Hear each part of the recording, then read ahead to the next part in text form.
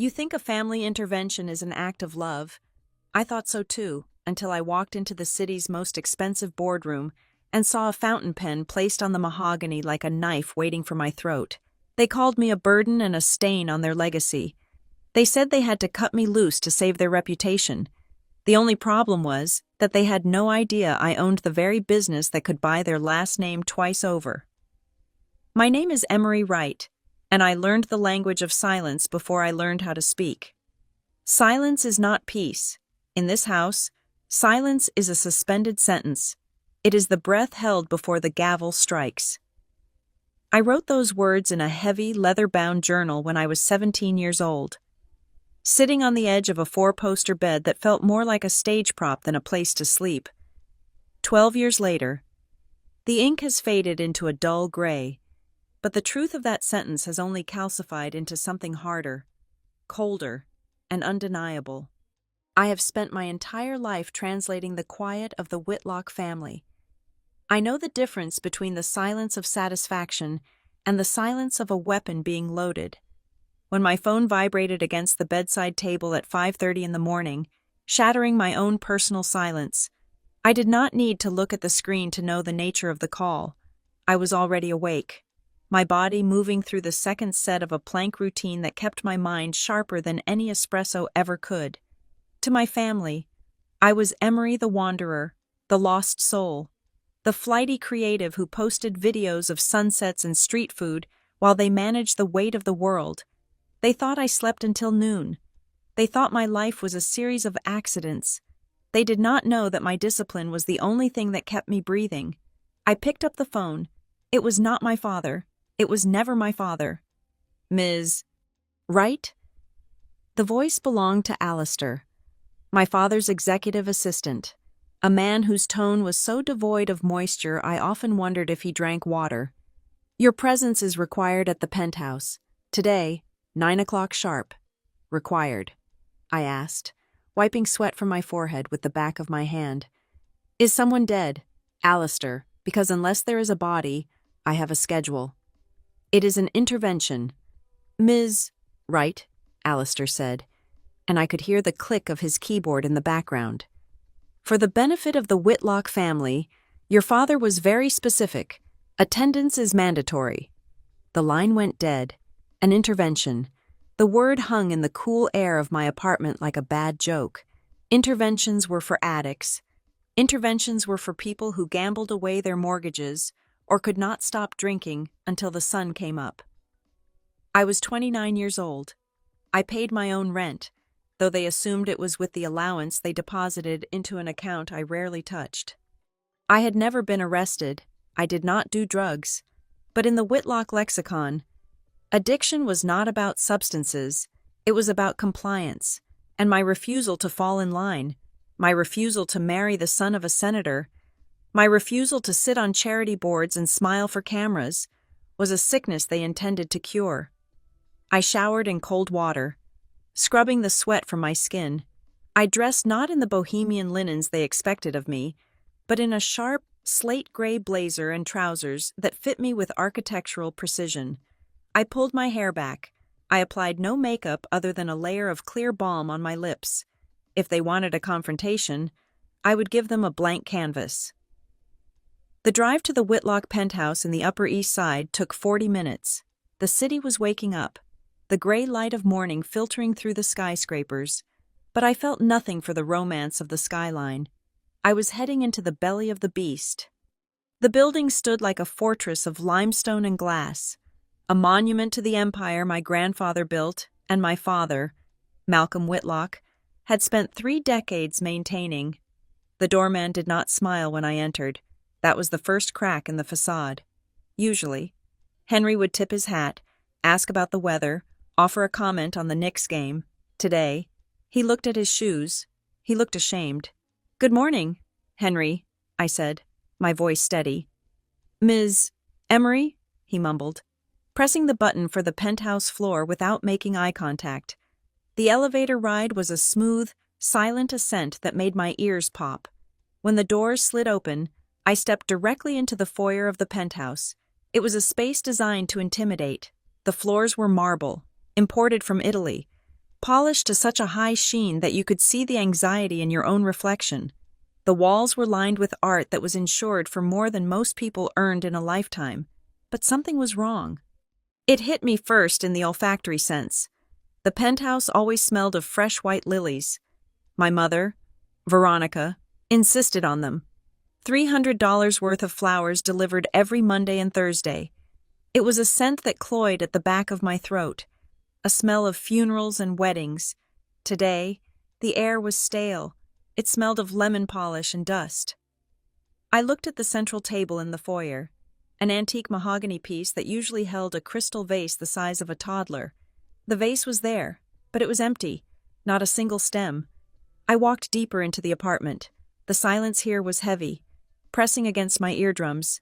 It was a museum, soulless and vast. I passed the dining room. The heavy velvet drapes were drawn, blocking out the million-dollar view. The silver candelabras on the sideboard looked dull, as if they had not been touched by a polishing cloth in weeks. I turned the corner into the main drawing room. They were all there. It was a tableau of judgment. My father, Malcolm Whitlock, sat in his high-backed leather wing chair near the fireplace. The fireplace was cold. He was wearing his signature navy suit, but the knot of his tie was slightly askew, a deviation from perfection that was so uncharacteristic it felt like a scream. In his hand, he held a tumbler of scotch. I glanced at the grandfather clock. It was 9:15 in the morning. My mother, Veronica, sat opposite him on the cream sofa. She was rigid, her spine not touching the back of the seat. She wore a cashmere cardigan and pearls, her face composed into a mask of tragic long-suffering, but her hands gave her away. She was twisting a diamond ring around her finger, over and over. A nervous tick she thought she had trained out of herself 20 years ago. And then there were my siblings. Paige, my older sister by 3 years, stood by the window, her arms crossed. She was the golden child, the vice president of guest relations for Whitlock Heritage Hotels. She looked tired. Her blonde hair, usually a helmet of volume, looked flat. She stared at me with a mixture of pity and irritation, as if my very existence was a scheduling conflict she had to resolve. Carter, my younger brother, lounged on the adjacent settee. At 24, he was the baby, the one who had never been told no in his life. He was scrolling on his phone, his leg bouncing rapidly. He didn't look up when I entered. No one stood. No one said hello. There were no hugs, no air kisses, no polite inquiries about my drive. "You're late," my father said. His voice was gravel, lacking its usual booming resonance. "I'm on time," I replied, checking my watch. 9:15. I assumed you needed 15 minutes to rehearse the speech. "Sit down, Emery," my mother said, her voice brittle. She gestured to a single, straight-backed wooden chair placed in the center of the room, facing them. It was not part of the usual furniture set. They had brought it in specifically for this. It was an interrogation chair. I did not sit. Instead, I walked to the side of the room, leaning casually against the grand piano. I needed to see them from an angle, not head-on. I needed to see what they were trying to hide in the periphery. "We are here because we love you," my mother began. It was a script. I could almost see the cue cards behind her eyes. "We are here because we are worried about your trajectory." "Trajectory," I repeated. "Is that what we are calling it?" "You are 29 years old, Emery," Paige snapped, turning from the window. "You have no career. You have no husband. You have no assets. You travel around the country making silly little videos for the internet, while the rest of us work to keep this family's legacy alive. You are a liability." "A liability," I mused. Interesting word choice. I let my eyes wander the room again while they spoke. I tuned out Paige's rehearsed lecture about responsibility and focused on the details. The devil is always in the details. And in a house like this, the details were screaming. The carpet beneath Carter's feet was worn, not visibly tattered, but the pile was crushed in the traffic areas, graying slightly. We used to replace the rugs in this room every 2 years. This one had been here for at least 5. I looked at the bar cart next to my father. The bottle of scotch he was pouring from was a 12-year-old blend you could buy at any corner liquor store for $40. Malcolm Whitlock did not drink blends. He drank single malts that were aged longer than I had been alive. He drank liquids that cost $400 a pour. I looked at the windows. There was a subtle film on the glass. The exterior cleaning crew, a team that used to rappel down the side of the building every Friday, had clearly skipped a few weeks, or perhaps they had been canceled. I looked at my mother's neck. The pearls were real, but the heavy sapphire pendant she wore for serious family business was missing. I knew that pendant. It was a family heirloom, the one thing she swore she would be buried in. Where was it? And the staff. The house was usually swarming with at least 3 people: a housekeeper, a server, a chef. The silence from the kitchen was deafening. "Are you listening to me?" my father barked, the ice clinking in his cheap glass. "We can no longer support your lifestyle. Emery, we can no longer have you running around like a vagrant with the Whitlock name attached to you. It is embarrassing. It damages the brand." "The brand," I said softly. "We have decided," my mother interrupted, her voice trembling slightly, "that it is time for a formal separation, financial and social." "We are cutting you off," Carter said, finally looking up from his phone. He smirked, a cruel, boyish expression. "No more allowance. No more access to the properties. No more credit cards. You're out." "To save the reputation," Paige added, lifting her chin. "We have investors to think about. We can't have the wild child making us look unstable." I looked at them, really looked at them. They were terrified. This wasn't about my travel vlogs. This wasn't about me being single. This wasn't about reputation in the social sense. My father's hand was shaking, not from anger, but from a tremor he was trying to hide by gripping the glass too tight. My mother's eyes were darting to the pile of legal documents on the coffee table as if they were a life raft. Paige looked exhausted, the kind of exhaustion that comes from firing people, not from working hard. They weren't cutting me off because I was an embarrassment. They were cutting me off to stop the bleeding. They were broke, or close to it. The missing flowers, the cheap scotch, the dirty windows, the missing sapphire. They were stripping the copper wiring out of the walls to keep the lights on, and they needed a scapegoat. They needed to consolidate every penny they had left. And my allowance, which was a fraction of what Carter spent on sports cars, was just another line item to slash. But they couldn't admit they were failing. So they had to make it my fault. They had to frame it as a moral failing on my part, rather than a financial collapse on theirs. A cold to sharp clarity washed over me. It was almost funny. They had staged this elaborate theater, this high-stakes intervention, to fire a daughter they thought was a leech. They had no idea. They had no idea that while they were trying to save a hospitality empire built on dusty traditions and fading glory, I had spent the last 5 years building the future of their industry. They didn't know about Stayweave.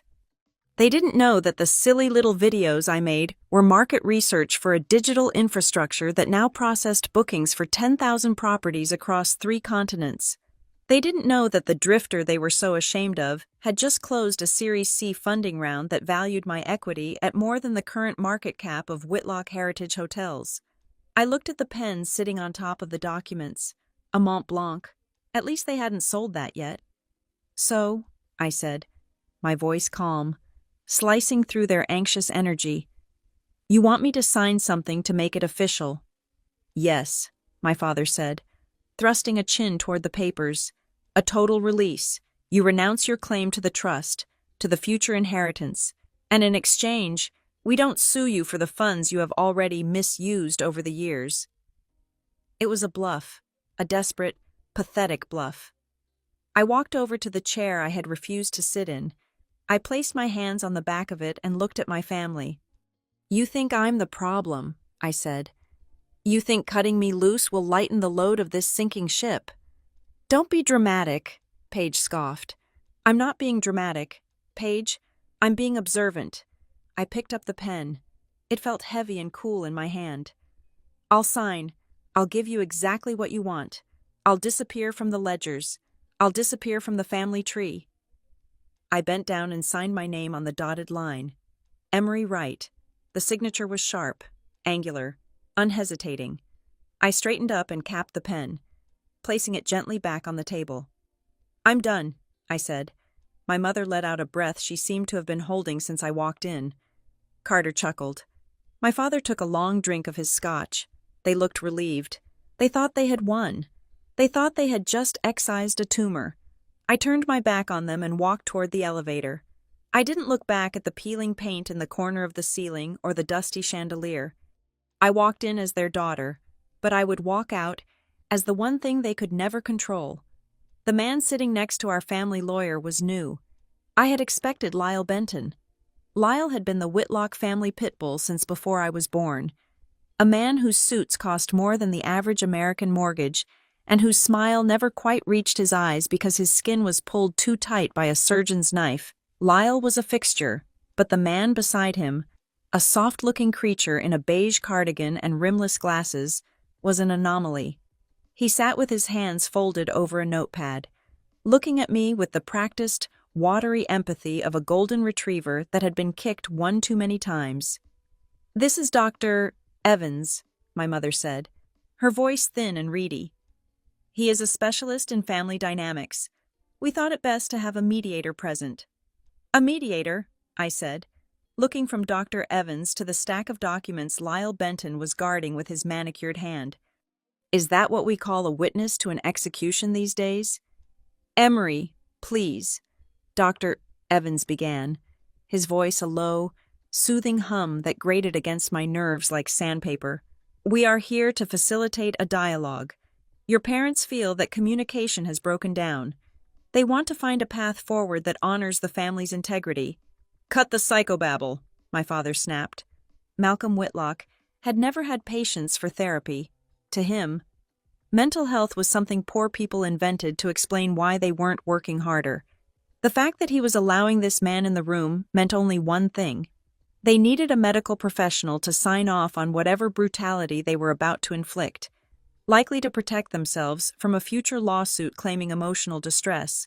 "Right to business, then," Lyle Benton said. He didn't open the file yet. He just rested his hand on it, tapping his index finger against the leather cover.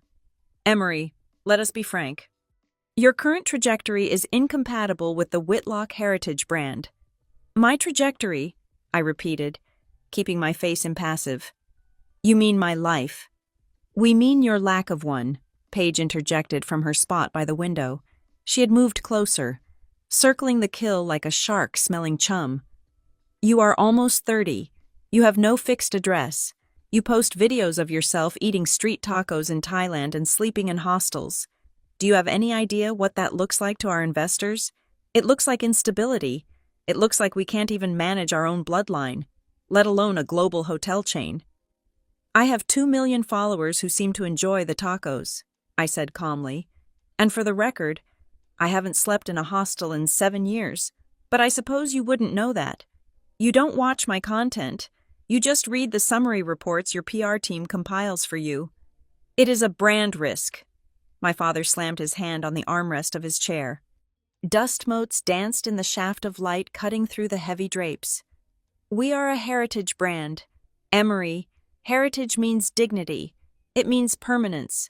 It does not mean running around the globe like a digital nomad with no roots. You make us look cheap." There it was, the word that terrified them more than cancer, more than war, more than death. Cheap. "We simply want you to be okay," my mother whispered. It was a masterful performance. If I didn't know better, I might have believed the moisture gathering in the corners of her eyes. "We want you to settle down, to be safe, but we cannot continue to fund a lifestyle that is so destructive." Her eyes, however, did not meet mine. They were fixed firmly on the thick file under Lyle's hand. She was calculating. I could see the mental arithmetic happening behind her teary gaze. She was weighing my monthly allowance against the cost of the penthouse maintenance fees. She was subtracting a daughter to add a few months of solvency to the ledger. Lyle took the cue. He opened the folder. The sound of the stiff paper turning was the loudest noise in the room. We have drawn up a formal disassociation agreement, Lyle said, sliding the document across the polished mahogany table toward me. It was thick, at least 50 pages. Effective immediately. You will be removed from the Whitlock Family Trust. You will be removed from the primary last will and testament of Malcolm and Veronica Whitlock. All access to family properties, vehicles, and corporate accounts will be revoked. I looked down at the paper. The header read, Termination of Beneficiary Status. It was formatted like a corporate firing. Furthermore, Lyle continued, his voice devoid of any inflection, we are requiring a return of all family-issued credit cards and a signature on this non-disclosure agreement stating that you will not discuss the family's internal financial matters or use the Whitlock name for commercial gain. You will revert to using your middle name or a pseudonym for your public activities. I looked at Paige and Carter. They weren't even trying to hide it anymore. Carter was practically vibrating with excitement. He was doing the math too. If I was out of the will, the pie didn't get bigger, but the slices did. The trust fund was a finite pool of money. With me gone, his share of the quarterly dividends would jump by 33%. He looked at me not as a sister, but as a blockage in his cash flow that had finally been cleared. Paige looked smug. This was her victory. She had spent years whispering in my father's ear that I was the wild one, the loose cannon, the risk. She wanted to be the sole heir apparent. She wanted the crown. She didn't realize the crown was made of tin and the kingdom was currently mortgaged to the hilt. So, let me get this straight, I said, picking up the document and flipping through the pages. The legalese was dense, but the intent was clear. It was a severance package with zero severance. You are firing me from the family. We are staging an intervention, Dr. Evans said softly. This is about boundaries. Emery, sometimes, love requires hard lines. Shut up. Evans, I said, not looking at him. I looked at my father. He was bringing the glass of scotch to his lips again. I watched the liquid tremble. It was a subtle shake, a tiny oscillation of the amber fluid that betrayed everything. A man who rules the world does not shake. A man who is terrified that the banks are calling in his loans at 9 a.m. shakes. He was terrified of me, not because of who I was, but because of what I represented. I was the uncontrollable variable. If I made a mistake publicly, if I got sued, if I incurred a debt, it would bring scrutiny to the family finances. And scrutiny was the one thing they could not survive right now. They needed to cut me off not to teach me a lesson, but to quarantine themselves. You want the cards? I asked. Immediately, my father said, putting the glass down with a clatter. And the key to this apartment. I reached into my blazer pocket. I pulled out a small leather card holder. I extracted the black titanium Centurion card and the platinum family corporate card. I placed them on the mahogany table. They made a sharp, definitive click. Then I reached into my other pocket and pulled out the brass key to the penthouse. I placed it on top of the cards. Is that all? I asked. The signature, Lyle said, tapping the pen that lay waiting. We need the signature to make it legally binding. This protects everyone. It protects you from expectations. Right, I said. Expectations. I picked up the pen. It was a Mont Blanc Meisterstück. Heavy, balanced. I remembered when my father bought this pen. He had used it to sign the deal for the Whitlock London property 20 years ago. Now he was using it to sign away his second daughter. I didn't hesitate. I didn't read the fine print about the non-disparagement clauses or the forfeiture of assets. I didn't need to. I had a team of lawyers at my own company who would dissect this later. But I already knew the loophole. They were disowning Emery Whitlock, the dependent. They had no idea they were signing a treaty with the CEO of Stayweave. I signed my name. The ink flowed black and permanent. Emery Wright. I put the pen down. There, I said. I am officially a bad investment written off. My mother let out a long, shuddering sigh. She closed her eyes. It is for the best. Emery, one day, you will thank us. You will learn to stand on your own 2 feet. The irony was so sharp it almost drew blood. I had been standing on my own 2 feet for 5 years. I had been sprinting while they were struggling to stand up. "I'm sure I will," I said. Carter reached out and snatched the credit cards from the table before I had even fully pulled my hand away. He slid them into his own pocket with a greed that was frankly embarrassing. "Don't worry, Em. We'll keep the lights on." "You do that, Carter," I said. "You keep them on." I stood up. The chair scraped against the marble floor, a harsh sound that made Dr. Evans flinch. I looked at them one last time. My father, hiding behind his drink. My mother, hiding behind her martyrdom. Paige, hiding behind her ambition. Carter, hiding behind his greed. They were a tableau of a tragedy they didn't even know the ending to yet. I didn't say goodbye. Goodbye implies a possibility of return. Goodbye implies that there is a relationship to resume. I turned and walked toward the foyer. My heels clicked rhythmically on the marble. Click, click, click, like the ticking of a clock counting down. As I reached the door, I heard Lyle Benton speak. "Well, that went better than expected. I will file these with the probate court by noon." I opened the heavy oak door. The air in the hallway was cooler, cleaner. It smelled of nothing. And that lack of scent was the most beautiful thing I had ever inhaled. I stepped out. Behind me, the door clicked shut. It was a heavy final sound, like a vault locking, or perhaps a guillotine blade dropping.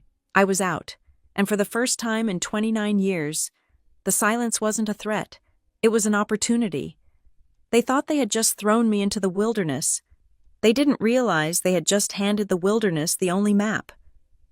The sidewalk outside the Whitlock building felt different than it had an hour ago. The concrete didn't feel like the ground beneath a rejected daughter's feet. It felt like a launch pad. I stood there for exactly 12 seconds, inhaling the exhaust and ozone of the city, before a black sedan pulled up to the curb. It was not a family car. It did not bear the crest of the Whitlock fleet. It was a matte black Lucid Air, a vehicle that whispered power rather than screaming it. The rear door opened before I could reach for the handle. "Good morning, Ms. Wright," the driver said. His name was Elias. He was former military, paid triple the market rate for security personnel, and he was the only person in the city who knew exactly where I slept at night. He didn't look at me with pity. He looked at me with the deferential readiness of a soldier waiting for a general's command. "Morning, Elias," I said, sliding into the back seat. The interior smelled of bergamot and filtered air. "Take us to the Weehawken hub. I need to clear my head before the board call." "Understood," Elias said. The door sealed shut, cutting off the noise of the city instantly. I pulled my phone from my pocket, not the personal phone I had just surrendered to the digital abyss, but my work device, a secure, encrypted handset that my family didn't know existed. I tapped the screen. The background wasn't a photo of a sunset in Bali or a selfie with a street vendor. It was a live data visualization dashboard, pulsating with real-time metrics. I placed my thumb on the scanner, and the travel vlogger persona dissolved into pixels. "Welcome to Stayweave." My family thought I was a drifter.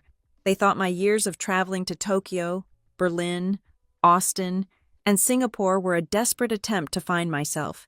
They saw a girl with a backpack and a camera. They didn't see the woman negotiating master lease agreements with distressed commercial real estate developers. They didn't see the founder building a proprietary tech stack that allowed digital nomads and corporate teams to subscribe to living spaces the way they subscribe to streaming services. Stayweave. It was the company I had built in the shadow of their neglect. The Whitlock model was archaic. My father believed in owning the stone, the mortar, the land. He believed in heavy assets, heavy debt, and heavy payrolls. He was playing a game from the 1980s. I had realized 5 years ago that the future of hospitality wasn't ownership, it was access. Stayweave didn't own a single building. We owned the technology that operated them, the brand that filled them, and the contracts that guaranteed revenue. We turned empty luxury apartment blocks and struggling boutique hotels into flexible, tech-enabled housing for the remote work generation. I scrolled through the morning report. Global occupancy 94%. Monthly recurring revenue $42 million. Churn rate less than 2%.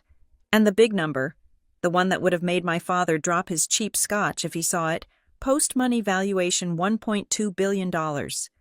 We had closed our Series C funding round 72 hours ago. While my mother was arranging the flowers for my intervention, I was signing the final term sheet with a sovereign wealth fund that wanted to diversify away from oil. I wasn't just wealthy, I was liquid. My family was asset-rich and cash-poor. Drowning in the maintenance costs of their own ego, I was swimming in capital. I looked out the window as we merged onto the highway. The city skyline retreated. A jagged jaw of steel and glass. Why did I hide it? That was the question everyone asked when they finally found out. Why let them treat me like a failure when I could have slammed a balance sheet on the table and demanded their respect? Because I knew them. I knew Malcolm Whitlock. I knew Veronica. If I had come to them 5 years ago with my seed deck, they would have laughed. If I had come to them 3 years ago with my first $1 million in revenue, they would have patted me on the head and told me it was a cute project. But if I had come to them today, if they knew I was the CEO of a unicorn startup, they wouldn't be proud. They would be hungry. They would have tried to fold Stayweave into the Whitlock Heritage portfolio. They would have demanded board seats. My father would have tried to optimize my operations with his dinosaur strategies. My mother would have used my success to social climb, dragging me to galas to parade me around like a prize heifer. Carter would have asked for a job he wasn't qualified for. Paige would have tried to undermine me out of jealousy. They would have turned me into an asset, a resource to be mined, a battery to be drained to keep their dying empire on life support. By hiding my success, I had protected it. I had let them disown the failure so the winner could survive. "Elias," I said, my eyes not leaving the screen. "Do we have the updated liquidity report on Whitlock Heritage? The one I asked for last week? Sent to your secure folder 10 minutes ago, Ms. Right?" Elias replied. The legal team flagged 3 covenants that are close to breaching. I navigated to the folder.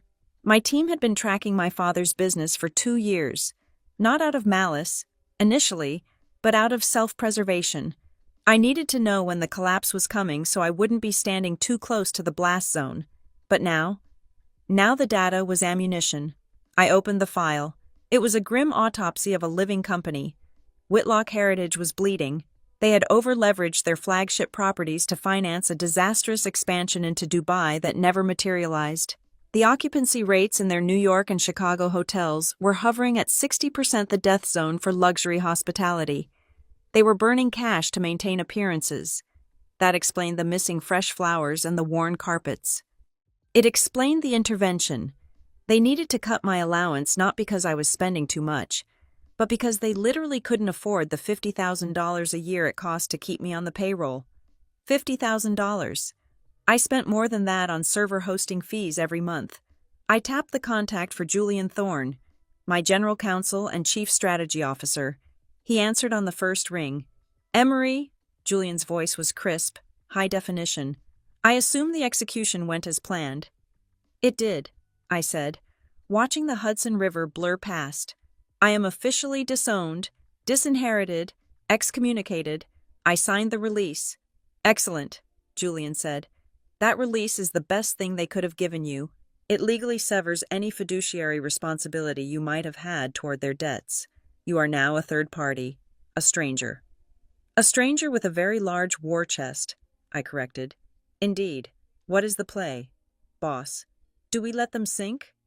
I paused. I thought about the look on my father's face when he talked about the brand. I thought about Paige's smirk.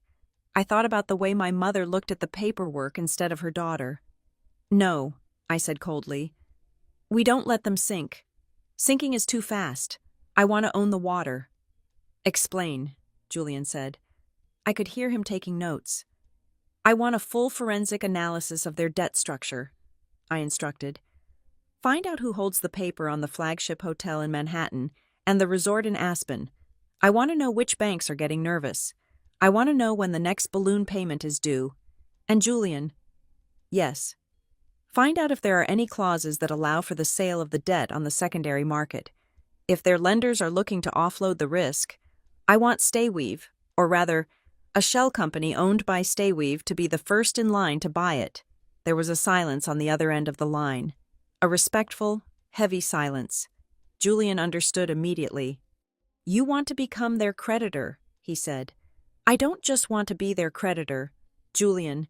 I want to be the institution that holds the mortgage on their arrogance. They kicked me out of the family because they thought I was a liability. I want to buy the family business because it is a distressed asset that fits my portfolio." "It's aggressive," Julian said, and I could hear the smile in his voice. "I love it. I'll have the preliminary debt map on your desk by tomorrow morning." "Make it tonight," I said, and Julian used the Finch entity for the inquiries. "I don't want the name Stayweave appearing anywhere near the Whitlock files yet. Let them think it is just another vulture fund circling the carcass." "Understood. The Finch flies at dusk." I ended the call. The car slowed as we approached the Weehawken hub, a converted industrial warehouse that now housed the brain of my company. It was sleek, modern, and alive with energy, everything the Whitlock penthouse was not.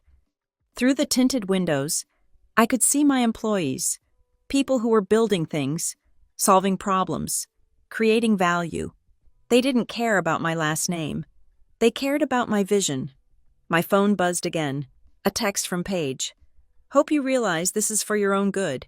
Don't come crying to us when you can't pay rent. Grow up." I stared at the message. "Grow up." I didn't reply. I didn't block her.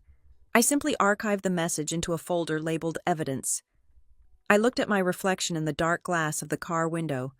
The woman staring back wasn't the girl who had sat in that interrogation chair an hour ago. That girl had been playing a role. This woman was the director.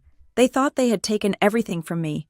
They thought they had stripped me of my identity, my safety net, my home. They thought that by cutting the strings, they would make me fall. They were wrong. I didn't lose a family that day. I just lost the cage. And now that I was out, I was going to buy the zoo.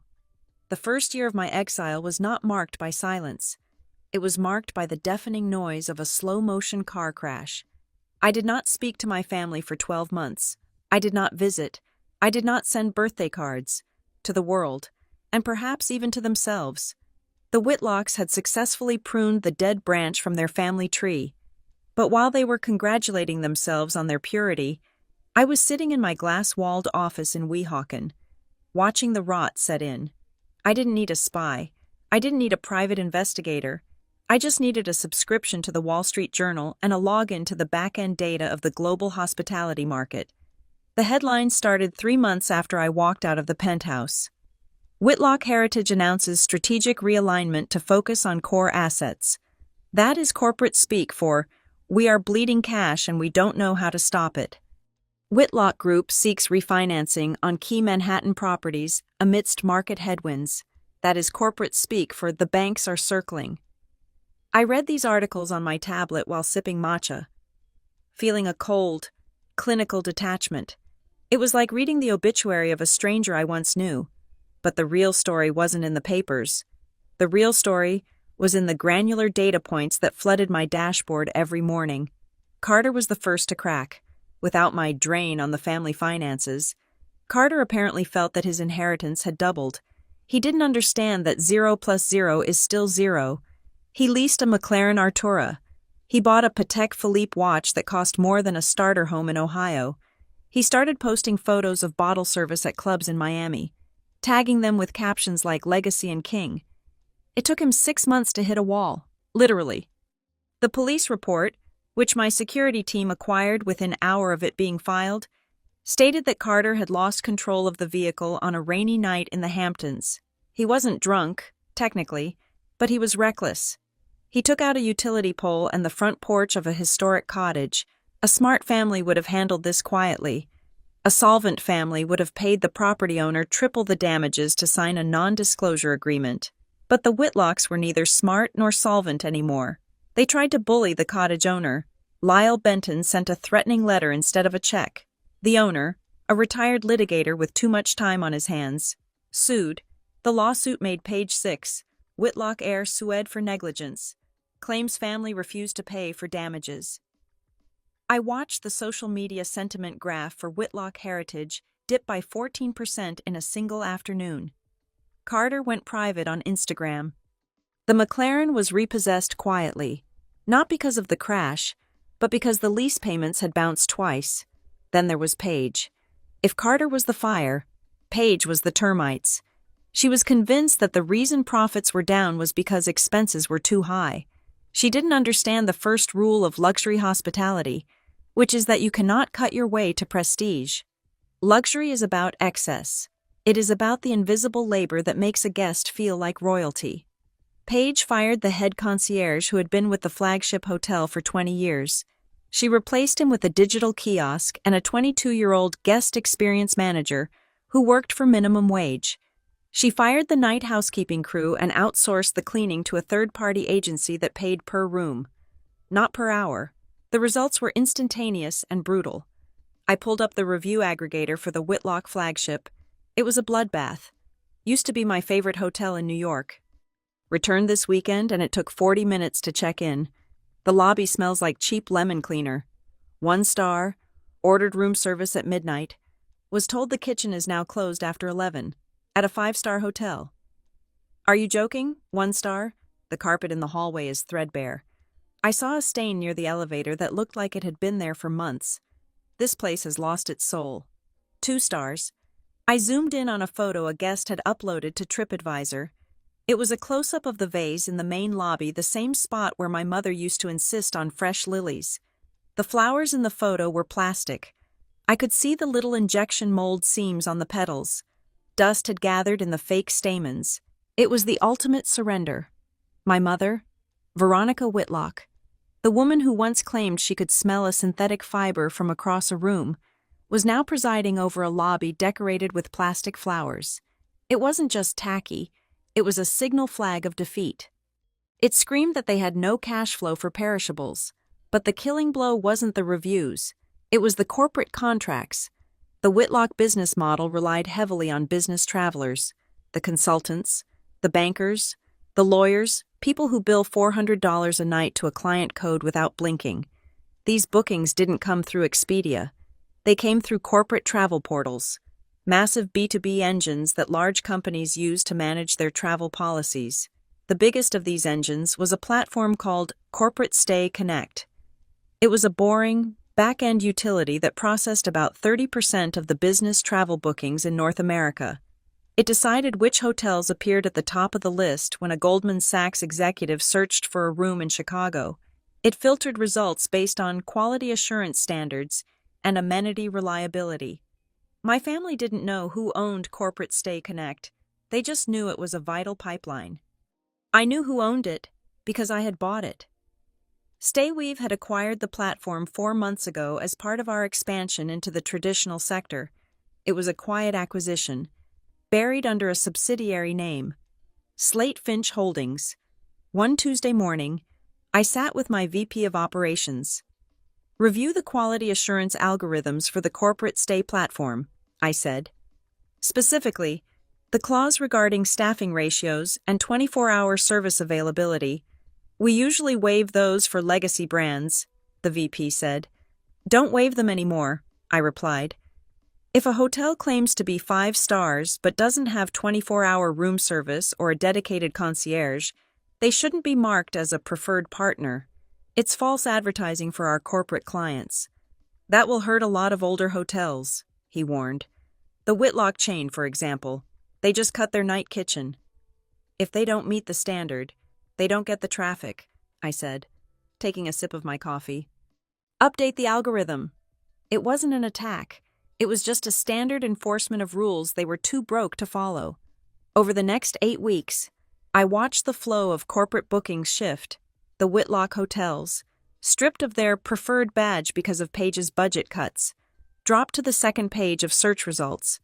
The algorithm naturally redirected those high-value travelers to properties that met the criteria. Many of those properties were Stayweave residences. We didn't steal their customers. We just stood there with a better bucket while their roof leaked. The occupancy rate at the Whitlock flagship dropped to 48%.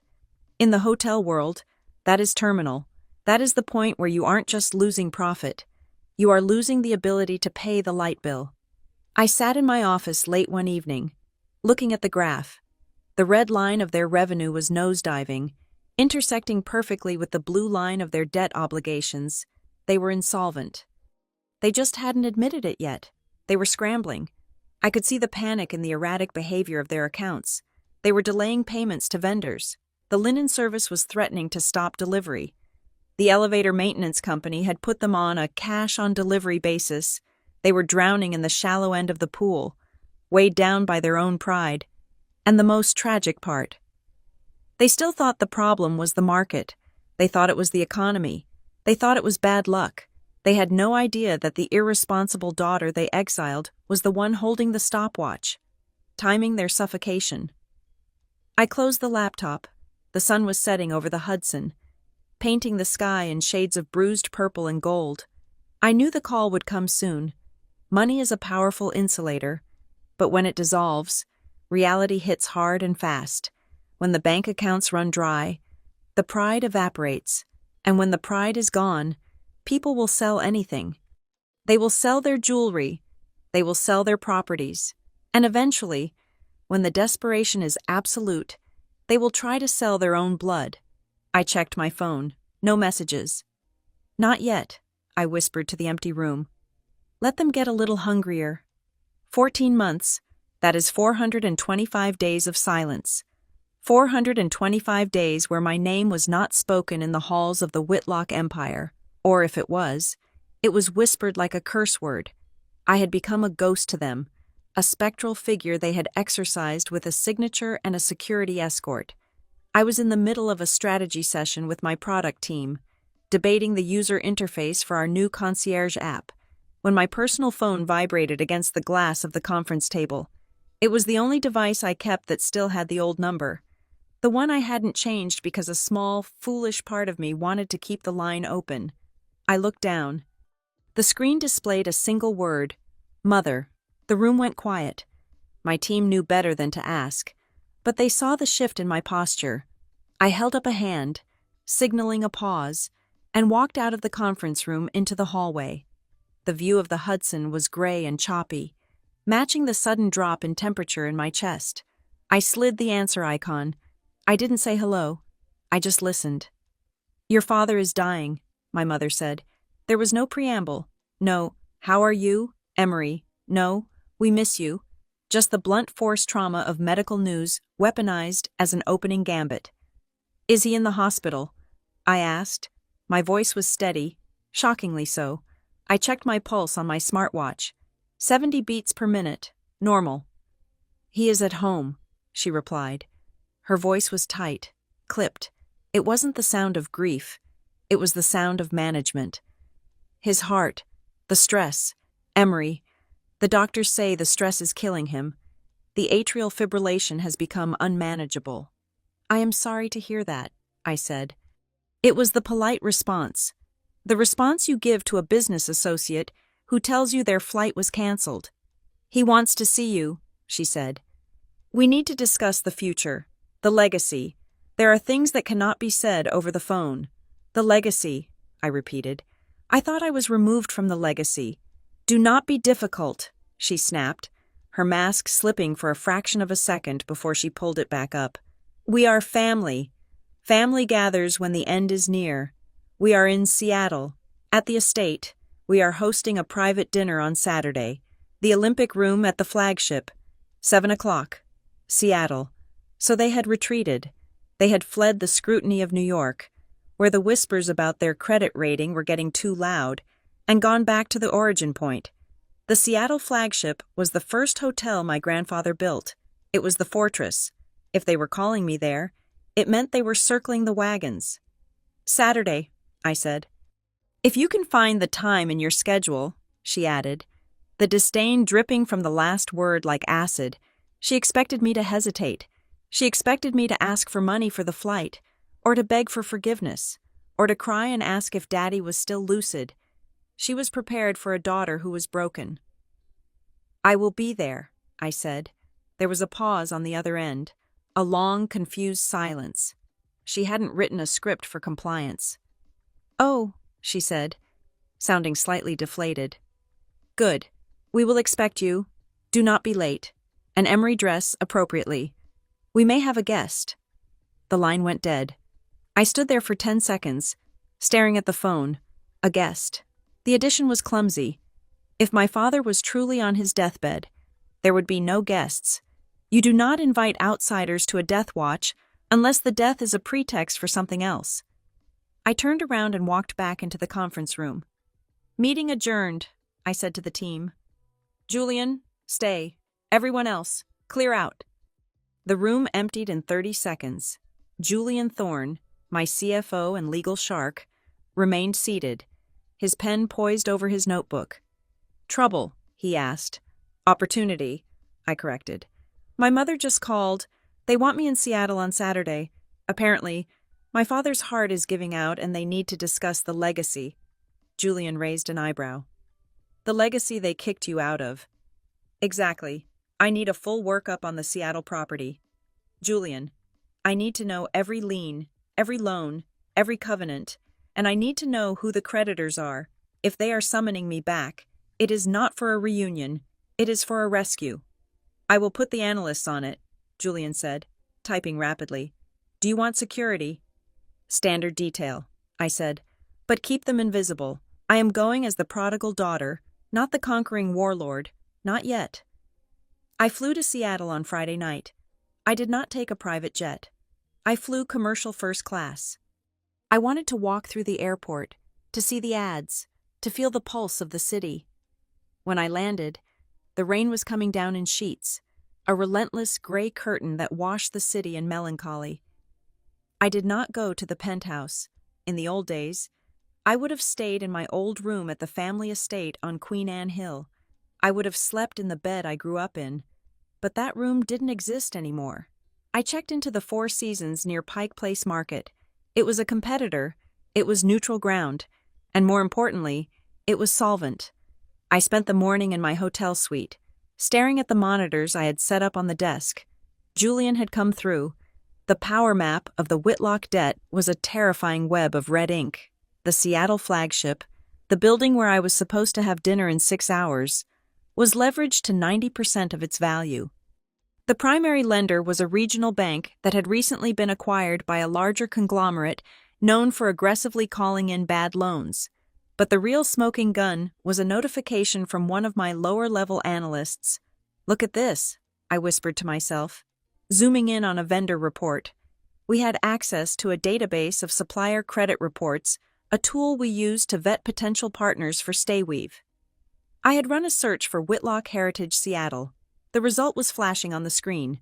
Pacific Northwest Linen's invoice unpaid. 90 days past due. Emerald City produce account suspended. Cash on delivery only. Seattle Power Light, second notice sent. They weren't just struggling. They were stiffing the little guys. They were 3 months behind on laundry bills. A hotel that cannot pay to wash its sheets is not a hotel. It is a corpse waiting for the coroner. My phone buzzed. It was Julian. "You seeing this?" he asked. "The laundry bill." "Better?" Julian said. "The bank covenants. I found the loan agreement for the Seattle property in public records from their last refinancing. There is a change of control clause, obviously, but there is also a key person clause." "Malcolm," I said. "Exactly. If Malcolm Whitlock dies or becomes incapacitated, the bank has the right to call the loan immediately unless a successor with sufficient liquidity and industry experience is appointed within 30 days. I leaned back in my chair. The puzzle pieces clicked into place with a satisfying metallic snap. My father wasn't just sick. He was the dam holding back a flood of foreclosure. If he died, or if he was declared unfit, the bank would demand their $200 million instantly. And the family didn't have $200 million. They didn't even have money for fresh towels. They didn't need me to say goodbye to Daddy. They needed a successor. They needed someone with industry experience, my travel vlogs, in their eyes. Perhaps, and more importantly, they needed someone they could manipulate into taking the fall. Or perhaps they had found out about Stayweave number. If they knew about Stayweave, they would have sued me by now. They needed a warm body to stand in front of the bank and promise that everything was fine. I looked at the clock, 5:30. I went to the closet and pulled out the dress I had bought for this specific occasion. It was black, simple, modest. It looked like something a grieving daughter would wear, but the fabric was vicuña, and the cut was sharp enough to draw blood. I pulled my hair back into a severe bun. I put on the diamond studs I had bought for myself with my first dividend check. I went down to the lobby where Elias was waiting with the car. "The Whitlock flagship, Ms. Right?" he asked. "Yes," I said. "And Elias?" "Keep the engine running." The drive up to the hotel was a journey through memory lane. If memory lane was paved with potholes and regret, the Seattle flagship was a beautiful building, a 1920s Beaux-Arts masterpiece. But as we pulled under the porte cochere, I saw the signs. The valets were slow. Their uniforms looked tired. One of the light bulbs in the grand awning was flickering. I stepped out. No one rushed to greet me. I walked through the lobby. It was quiet. Too quiet for a Saturday night. The Olympic Room was a private dining space on the top floor, accessible by a keycard elevator. I didn't have a keycard anymore. I walked to the front desk. The girl behind the counter looked bored. "I am here for the Whitlock dinner," I said. She looked up, popping a bubble of gum. "Name? Emery Whitlock," I said. Using the dead name, she checked a list. "Right. Someone is coming down to get you." 2 minutes later, Carter stepped out of the elevator. He looked terrible. His face was puffy, his eyes red-rimmed. He was wearing a suit that looked like he had slept in it. He said, forcing a smile that looked like a grimace. "You made it." "Carter," I said, not moving to hug him. "You look rested." He flinched. "It's been a hell of a year. Come on, they're waiting." The elevator ride was silent. Carter wouldn't meet my eyes. He smelled of breath mints and desperation. When the doors opened, we stepped into the Olympic Room. It was a glass box with a panoramic view of the Sound. The table was set for 5. My father was there, sitting in a wheelchair at the head of the table. He looked smaller than I remembered. His skin was gray, papery, but his eyes were alert, too alert. My mother stood next to him, her hand on his shoulder. Paige was seated, drinking wine rapidly, and there was the 5th setting. "Emery," my mother said, her voice trembling with that practiced fragility. "Thank you for coming." "You said father was dying," I said, walking to the table but not sitting down. "I am not dead yet," my father growled. His voice was weak, wheezing, but the arrogance was still there, woven into the rasp. "Sit down, girl." I sat. "We have much to discuss," my mother said, signaling a waiter who hovered in the shadows. "But first, we are expecting one more guest, someone who can help us stabilize the situation." "Stabilize?" I said. "Is that what we are doing?" "We are securing the future," Paige snapped. "Something you wouldn't know anything about." I looked at the empty chair. Then I looked at my father. "Who is coming?" "Malcolm," I asked, dropping the dad. "Mr. Everett Vance," my mother interjected quickly. "He is a friend of the family, a financier. He has expressed great interest in the Whitlock heritage, and in you." The air in the room seemed to drop 10 degrees. "And in you." I looked at my mother's face. There was no love there. There was only calculation. She wasn't looking at a daughter. She was looking at a bargaining chip. They weren't just asking for my help. They were brokering a deal. They were going to offer me the reformed daughter, the fresh face to a financier in exchange for a capital injection. It was a marriage arrangement disguised as a merger, or a merger disguised as a marriage. I felt a laugh bubbling up in my throat, cold and sharp. They thought I was destitute. They thought I was desperate to get back into the fold. They thought I would agree to anything to reclaim my last name.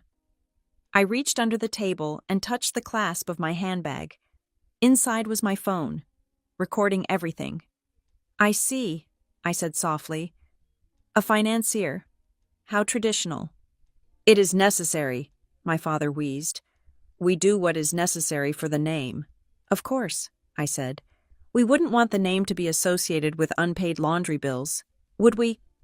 The silence that followed was absolute. My mother froze. Carter stopped chewing his nails. My father's eyes narrowed. "What did you say?" Paige whispered. "Nothing," I said, offering a thin, polite smile. "I'm just eager to meet Mr. Vance. I wonder if he knows the price of linen these days." The elevator chimed. "He is here," my mother hissed. "Smile, Emery. For God's sake, smile. Your life depends on it." I turned to face the doors. My life. No. My life was sitting in a bank account in the Cayman Islands and a server farm in Virginia. It was their life that was walking through that door, and when they called me family, I knew exactly what I was to them. I wasn't a daughter, I was a wallet they intended to pick, empty, and discard. But they had forgotten one thing. You check the balance before you try to spend the cash, and my balance was bigger than they could count. The Olympic Room was designed to be the crown jewel of the Seattle flagship, a glass-encased eyrie floating 20 stories above the Puget Sound. But as I sat there, the panoramic view felt less like a luxury and more like a terrifying exposure. The journey up here had been a masterclass in forensic architecture. When I walked into the lobby 15 minutes earlier, the silence was not the hush of exclusivity. It was the quiet of abandonment. The concierge desk, usually manned by 3 staff members in impeccable livery, had been empty save for one harried young woman who refused to make eye contact, the carpet beneath my heels. A custom-woven wool runner that used to feel like walking on moss was threadbare down the center. I could feel the concrete subfloor through the soles of my shoes, and the elevator. The primary express lift was out of order, a handwritten sign taped to the brass doors with blue painter's tape. The ultimate sin in luxury hospitality. The service elevator we were forced to use had shuddered violently as it passed the 12th floor, emitting a metallic groan that sounded like a dying whale. Now, sitting at the table, the smell of the room hit me. It was a complex bouquet, expensive beeswax polish, stale air conditioning, and underneath it all, the sharp copper tang of fear. My family was arranged like mannequins in a department store window display. My father, Malcolm, sat at the head, gripping the armrests of his wheelchair as if he were piloting a crashing plane. My mother, Veronica, was to his right, her posture so rigid I worried she might snap if a strong wind blew. Paige and Carter occupied the sides, flanking the empty seat intended for our guest. "You are on time," my father said, breaking the silence. His voice was a shadow of the boom that used to terrify boardrooms, but he tried to inject it with authority. "Good. Punctuality is the one discipline you haven't abandoned." "I am always on time, Father," I said, placing my napkin in my lap. The linen was starched, but I noticed a small, frayed edge on the hem. They were reusing old inventory. "Tonight is important," my mother whispered, adjusting the silverware that didn't need adjusting. "Mr. Vance is a very particular man. He values tradition. He values the old ways." "The old ways," I repeated. "You mean when women were property and debts were settled with dowries?" "Watch your tongue," Paige hissed, looking up from her manicured nails. "We are trying to save this family. The least you can do is not be your usual abrasive self." "I am not being abrasive. Paige, I am being analytical." Before she could respond, the heavy double doors opened. The waiter, a man I didn't recognize, who wore a jacket that was one size too large, ushered in the guest. Everett Vance was not what I expected, and yet he was exactly what I expected. He was a man in his late 50s, perhaps early 60s, preserved by expensive dermatologists and a low-carb diet. He wore a suit that cost more than the average American car, navy blue with a subtle pinstripe. He didn't walk.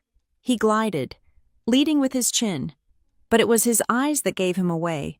They were flat, gray, and completely devoid of warmth. When he looked at the room, he didn't see people. He saw assets and liabilities. "Malcolm," Everett said, his voice smooth and cultivated, like aged bourbon. He didn't offer a hand to my father. He just nodded, a sovereign acknowledging a vassal. "Veronica, you look lovely as always." "Mr. Vance," my mother practically cooed, "we are so honored you could join us." Everett turned his gaze to me.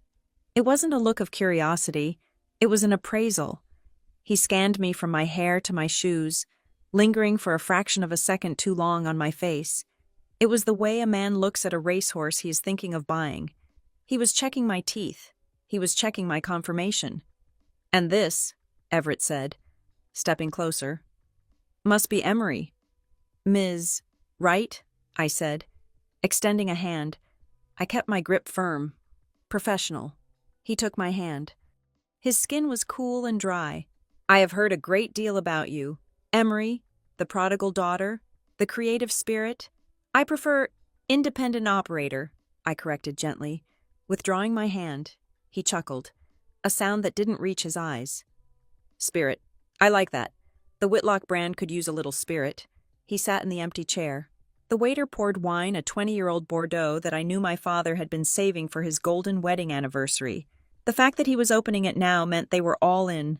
Dinner was a piece of theater.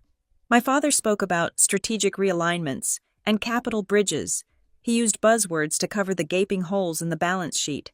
He talked about the Whitlock legacy as if it were a thriving kingdom, not a castle under siege. Everett listened, nodding politely while he dissected his steak.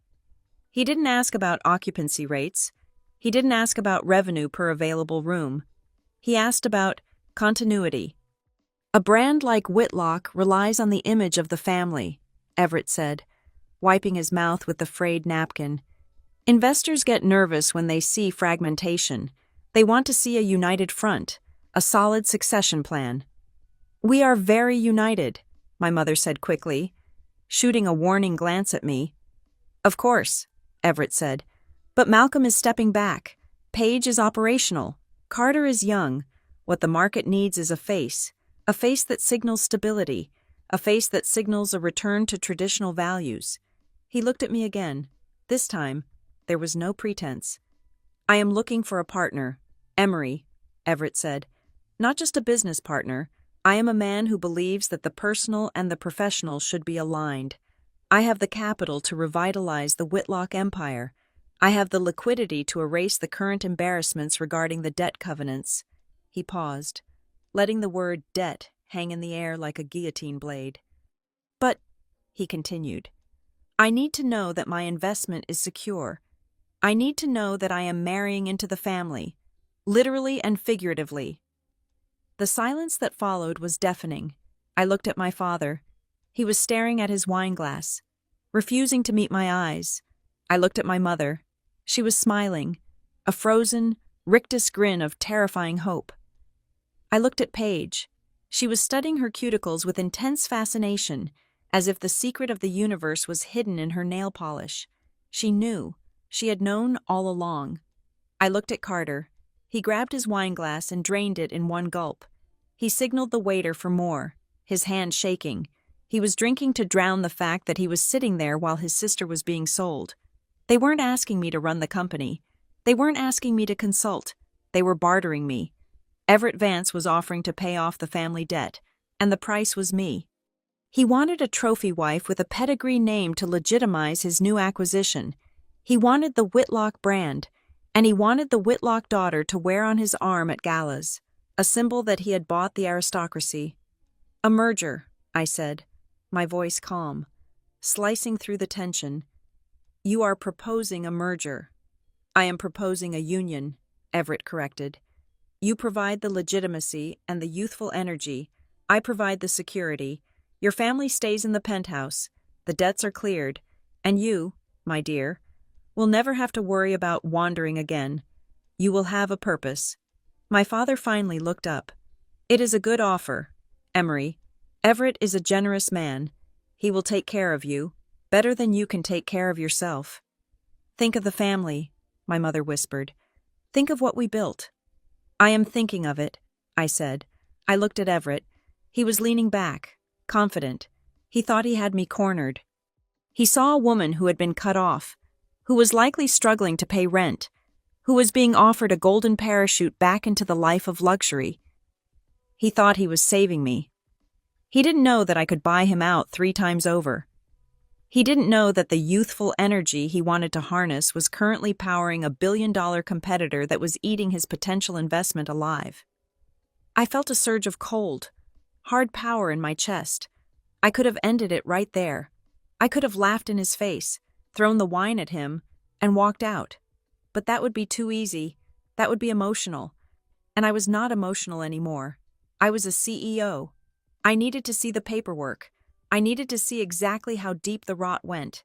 If I said no now, they would panic and maybe find another desperate solution.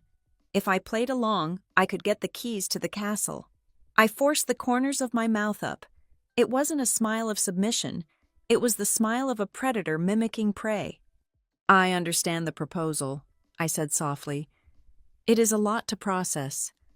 Take your time, Everett said, though his tone implied that taking time was a formality. But the banks are not as patient as I am. No, I said. They never are. I picked up my glass and took a sip of the 20-year-old wine. It tasted like vinegar. It tasted like a legacy that had stayed in the bottle too long and turned sour. My mother let out a breath. Carter poured himself another drink. They thought I was folding. They thought the deal was done. They didn't see the glint in my eye. They were so relieved to have found a buyer for their daughter that they forgot to check if the daughter was already owned by herself. So, I said, placing my wine glass back on the table with a deliberate slowness. The crystal made a sharp click against the wood, a sound that seemed to echo in the cavernous silence of the room. Let us strip away the romance for a moment. What are the capital terms? My mother blinked, her napkin freezing halfway to her mouth. The what? The terms, I repeated, keeping my voice even. If Mr. Vance is injecting liquidity into Whitlock Heritage, there must be a structure. Is it a straight equity buy-in, a convertible note, or is this a debt restructuring disguised as a dowry? Emery, my mother sighed, the sound heavy with disappointment. Please, do not be so transactional. We are discussing a union, a family matter. You are making it sound like a hostile takeover. It feels like a hostile takeover, I said. Only the target asset is me. Don't be selfish, she snapped, her voice rising an octave. We are doing this for everyone, for the employees, for the name. You have spent years thinking only of yourself, running around the world, indulging your whims while we carried the weight. For once in your life, think of someone other than Emery Wright. I looked at her. The accusation was rich coming from a woman who was currently trying to sell her daughter to cover a laundry bill. My father slammed his hand onto the table. The silverware jumped. Enough, he roared. The exertion made him cough. A wet, rattling sound deep in his chest. He took a ragged breath and glared at me. You have lived recklessly long enough. Girl, you have wasted your potential on frivolous nonsense. Now, you have a chance to be useful. For the first time in a decade, you can actually be of use to this family. Useful. The word hung in the air. Ugly and utilitarian. I wasn't a person to him.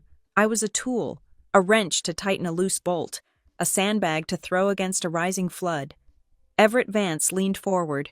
He placed his hand on the table, perilously close to mine. His fingernails were buffed to a shine that was almost distracting. Malcolm is passionate, Everett said, his voice dropping to a confidential purr. But he is right in essence. Emery, I am looking for a partner who understands the value of sacrifice, a woman who knows that true power comes from duty. I am offering you a platform, a position of influence. In exchange, I ask for stability.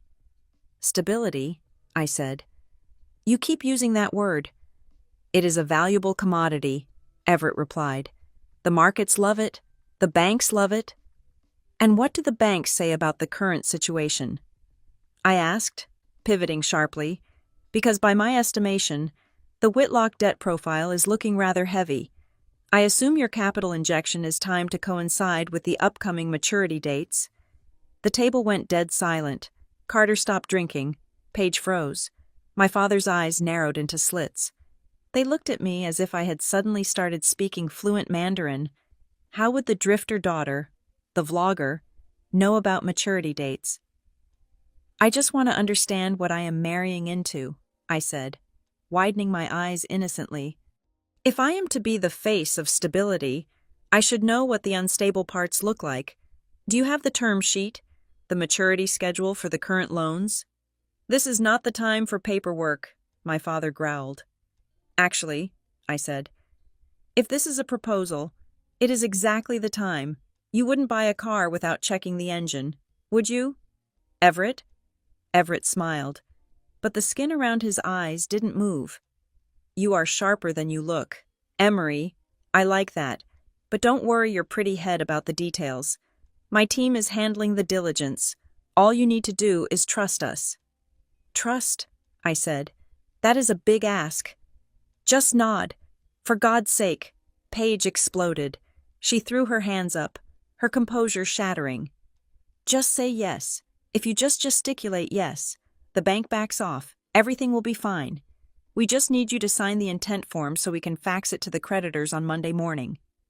My mother gasped. Paige, but the damage was done. The cat was out of the bag, and it was scratching at the furniture. I looked at Paige. She was breathing hard, her chest heaving. She had just admitted it. They didn't need a marriage. They needed a signature. They needed a document they could wave in front of a loan officer to prove that the Whitlock succession plan was back on track, thereby buying them an extension. I see, I said softly. I pushed my chair back. The scrape of wood against wood was loud. Where are you going? My father demanded. I need to powder my nose, I said, picking up my clutch.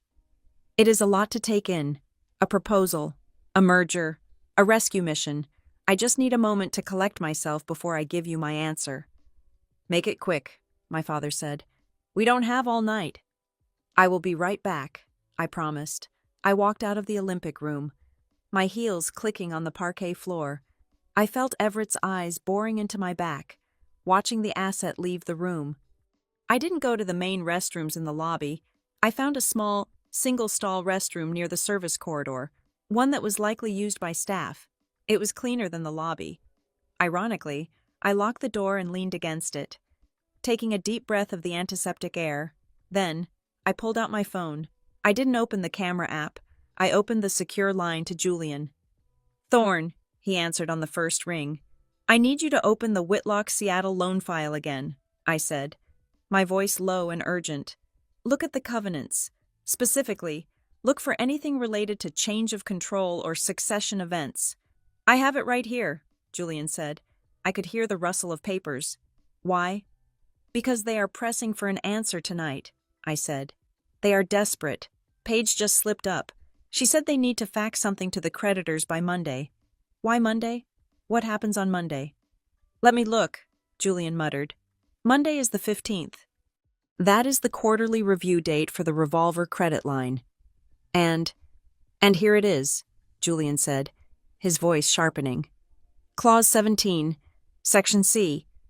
In the event of a material decline in operating metrics or the incapacity of the key principal Malcolm Whitlock, the lender reserves the right to accelerate the full repayment of the outstanding principal unless a binding succession plan, approved by the lender, is executed and filed. Accelerate, I whispered. That means they call the loan. Yes, if they don't have a signed succession plan by Monday, the bank can demand the full $200 million immediately. They go into default. They lose the building. And where does Everett Vance fit in? I asked. I am looking at Vance's portfolio, Julian said. He doesn't have the cash to pay off $200 million liquid. He is asset-rich but cash-constrained. But he has excellent credit. If he is named as a guarantor or a partner in the succession plan, the bank will likely grant a forbearance. They will extend the loan for another year because his name stabilizes the risk. I closed my eyes. It all made sense. They weren't selling me to pay off the debt. They were selling me to delay the debt. Everett wasn't a savior. He was a human shield. They were using my marriage to him to trick the bank into thinking the company was secure, just to buy themselves another 12 months of survival. They were mortgaging my life to pay for an extension on their own failure. Is there a change of control trigger? I asked. Yes, Julian said. If more than 50% of the voting stock changes hands, Or if the composition of the board changes significantly without lender approval, it triggers an immediate default. Perfect, I said. That is the kill switch. Emery, Julian warned. If you trigger that, you burn the house down. I'm not going to burn it down. Julian, I'm going to buy the ashes. I hung up. I looked at myself in the mirror. The lighting in the bathroom was harsh, fluorescent. It showed the lines of tension around my mouth, but it also showed something else. Determination. They thought they had me trapped in a corner. They thought I was the frightened little girl who had walked out of the penthouse a year ago. They thought the only way out of that room was through compliance. But I wasn't trapped with them. They were trapped with me. I fixed a loose strand of hair. I reapplied my lipstick, a shade of deep crimson that looked like war paint. I unlocked the phone and opened the voice recorder app. I hit the red button. Recording started. I slipped the phone back into my clutch, leaving the clasp slightly open so the microphone would catch every word. I unlocked the bathroom door and walked back into the corridor. The air in the hallway felt thin, but I breathed it in deeply. This was the last time I would walk these halls as a victim. I pushed open the double doors to the Olympic room. The conversation stopped instantly. 4 pairs of eyes locked onto me. My mother looked hopeful. My father looked impatient. Everett looked hungry. I walked to the table and sat down. I smoothed my skirt. I looked at each of them in turn, letting the silence stretch until it was almost unbearable. I have thought about it, I said, my voice soft, sweet, and utterly compliant. And I think I understand what needs to be done. My mother let out a sob of relief.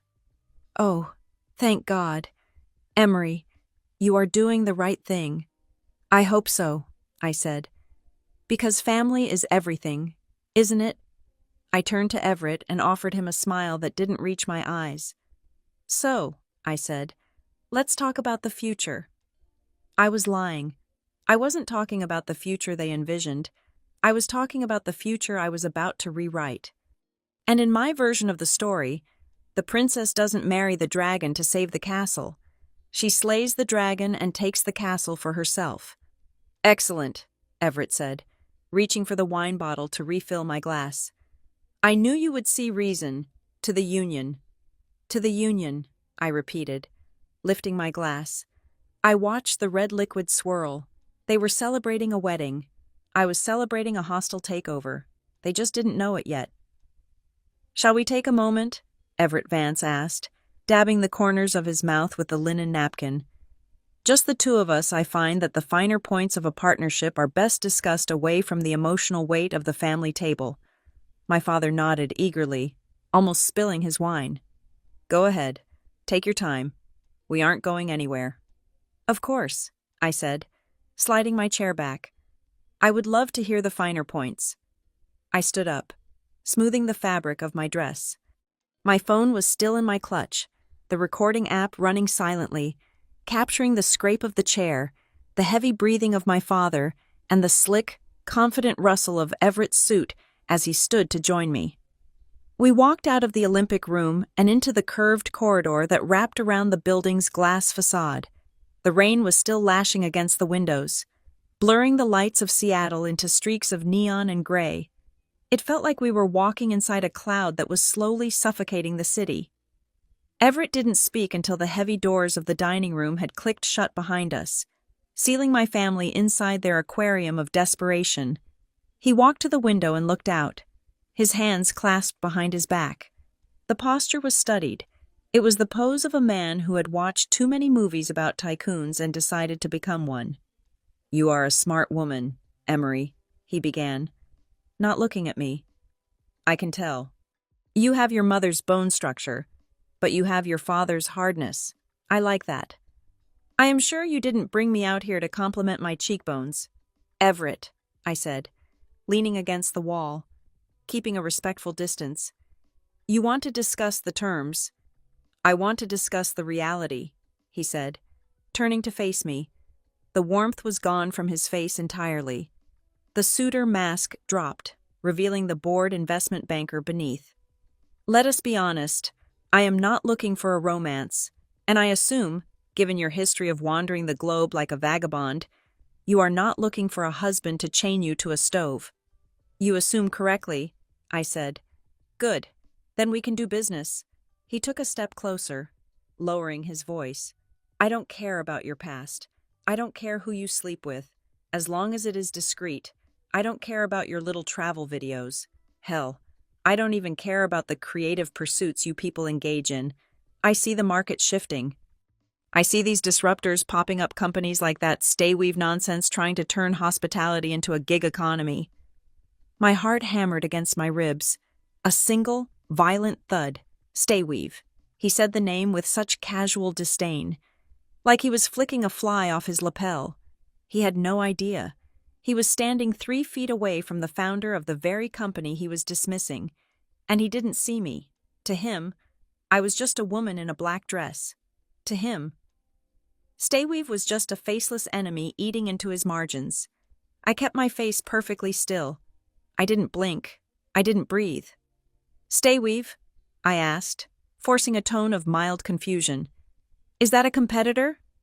It is a nuisance, Everett scoffed. A tech platform that thinks it can replace brick and mortar with an app. It is a bubble. It will burst. But in the meantime, it is making the banks nervous about traditional assets. That is why I need you. You need me to fight an app. I need you to be the antidote, he said. The banks are panicked.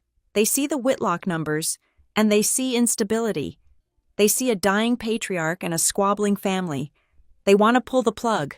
But if I step in, if I bring my capital and we announce a union, a marriage between the Vance equity and the Whitlock heritage, it tells a story. It tells the market that tradition is still strong. It tells them that there is a solid, conservative future. He reached out and touched my arm. It took every ounce of my willpower not to recoil. I am offering you a job, Emery. The job title is wife, but the reality is chief image officer. You stand by my side at galas. You cut ribbons. You smile for the annual report. And in exchange, I pay off the immediate interest on your father's loans. And I give you, let's say, 5% of the holding company I will form to acquire the assets. 5%, I said flatly, of a company that owns a mountain of debt. 5% of something is better than 100% of nothing, he countered, his eyes cold. And make no mistake, Emery, nothing is exactly what you will have by Monday morning if you don't agree to this. Your father is finished. The vultures are not just circling. They have landed. You mean the bank? I mean the secondary market, Everett said, his voice dropping to a whisper, as if sharing a state secret. You think the bank is going to wait for a foreclosure? No. That takes too long. They are scrubbing the books. They are packaging the Whitlock debt and selling it off. This was it. The twist I hadn't seen coming. My team knew the bank was nervous. We knew about the covenants, but we didn't know the paper was already moving. Selling it? I asked, stepping closer, feigning fear. To whom? Who would buy bad debt? That is the problem, Everett said, looking annoyed. Usually, I would pick it up for 60 cents on the dollar. I have been tracking it for months, but someone else is in the water. A new fund. Very aggressive. Very quiet. Who? I pressed. They call themselves Slate Finch. Everett spat the name out. Nobody knows who backs them. Probably some sovereign wealth money or a tech billionaire with a god complex. But they are sweeping up distressed hospitality paper all over the West Coast. If they get their hands on the Whitlock mortgage, they won't renegotiate. They won't ask for a marriage. They will foreclose, liquidate, and turn this building into condos or server farms. I felt a smile threatening to break through my mask. A wild, hysterical thing. Slate Finch. He was afraid of Slate Finch. He was afraid of the aggressive quiet fund. He was afraid of me. Slate Finch was the special-purpose vehicle I had created 6 months ago. It was named after the street I grew up on and the bird that nested outside my window. It was my capital, my strategy. My fist closing around the throat of the industry. Everett Vance wasn't the savior. He was just another bidder. And he was losing. He was trying to lock me down in a marriage because he couldn't compete with Slate Finch's cash offer. He needed the family's cooperation to block the debt sale, to force the bank to keep the loan in-house. He wasn't buying me. He was trying to use me as a human shield to stop me. The irony was so delicious it tasted like blood in my mouth. "So," I said, my voice trembling not with fear, but with the adrenaline of the kill. "If I marry you, this Slate Finch goes away." "If we announce the engagement tonight," Everett said, looking at his watch, "my lawyers will file an injunction on Monday morning. We will claim that a restructuring is in progress. It will freeze the debt sale. It keeps the wolves at the door." "I see," I said. "You are the wall. I am the only wall you have left, darling." He smiled, a greasy, self-satisfied expression. He thought he had won. He thought he had terrified me into submission with stories of the big, bad wolf. He didn't realize he was talking to the wolf. "And the 5%, I asked, "is that in writing?" "We can draft a side letter," he said dismissively. "Once the dust settles." "Right, once the dust settles." I looked out the window one last time. The rain was letting up. The clouds were breaking, revealing the sharp steel edges of the city I now owned a significant piece of. I knew exactly what I had to do. I didn't need to fight him. I didn't need to argue. I just needed to let him think he was in charge for exactly 12 more hours. I needed him to feel safe enough to put his offer on the table in front of witnesses, so I could crush it with the weight of reality. "Thank you, Everett," I said, turning to him. My voice was sincere. "You have been incredibly illuminating. I had no idea the situation was so precarious." "It is a hard world, Emery," he said, placing a hand on the small of my back to guide me toward the door. "But you are making the smart choice." "I always do," I said. We walked back toward the Olympic room. The corridor felt different now. It wasn't a tunnel of doom. It was a victory lap. As we reached the doors, I paused. "One last thing," I said. "This Slate Finch, do you think they know about the laundry bill?" Everett frowned. "What?" "Nothing," I said. "Just wondering how much due diligence they did. They are algorithms, Emery. They don't care about laundry. They care about blood." "You are right," I said, opening the door. "They care about blood." I walked back into the room. My family looked up, their faces masks of anxious anticipation. My mother clasped her hands together in a prayer position. My father leaned forward. They saw their daughter walking back to the slaughter. I saw a CEO walking into a board meeting she already controlled. I sat down. I picked up my fork. I looked at Everett, then at my father. "Mr. Vance has explained the market forces to me," I said, my voice ringing clear in the silent room. "And I think I fully understand my value now." "And my father demanded. "And I am ready to proceed," I said, "but not with a side letter. If we are doing this, we do it properly. I want the lawyers here tomorrow. I want the full agreement. If I am going to be the face of this family, I want to see exactly what I am signing." "Tomorrow is Sunday," Paige said. "Money doesn't sleep." "Paige," I said, echoing a phrase my father used to say when I was a child. "And neither does debt." I looked at Everett. "Is that acceptable? Everett, can you have your team here tomorrow evening to finalize everything?" Everett looked at me. He saw the fire in my eyes and mistook it for the zeal of a new convert. He thought he had broken me and rebuilt me in his image. "I can," he said. "Tomorrow evening, we will sign the papers." "Perfect," I said. I took a bite of the cold steak. It tasted like ash, but I chewed it with relish. They thought I was the girl being sold, but I had just heard the market price of their souls, and I knew I had enough cash in the bank to buy them all, discount the inventory, and still have enough left over for dessert. "So," I said, returning to the table. The atmosphere in the room had shifted. The air was no longer thick with the threat of my expulsion. It was heavy with the expectation of my surrender. "If we are going to do this, if I am to become the partner Mr. Vance requires, I need to understand exactly what I am walking into." My father looked up from his empty wine glass. His eyes were glassy, a mixture of exhaustion and the adrenaline of a man who thinks he has just cheated the hangman. "You are walking into a duty," he rasped. "You are walking into your birthright." "I understand the sentiment, Father," I said, keeping my voice low and deferential. "But I am speaking of the logistics. If I am to sign my name next to Everett's on a stabilization plan, I need to see the current state of the ledger. I cannot sign a blind contract." "The lawyers will handle the details tomorrow," Paige interjected, swirling the dregs of her Chardonnay. She looked bored again, now that the drama had resolved in her favor. "Why do you always have to make everything so administrative?"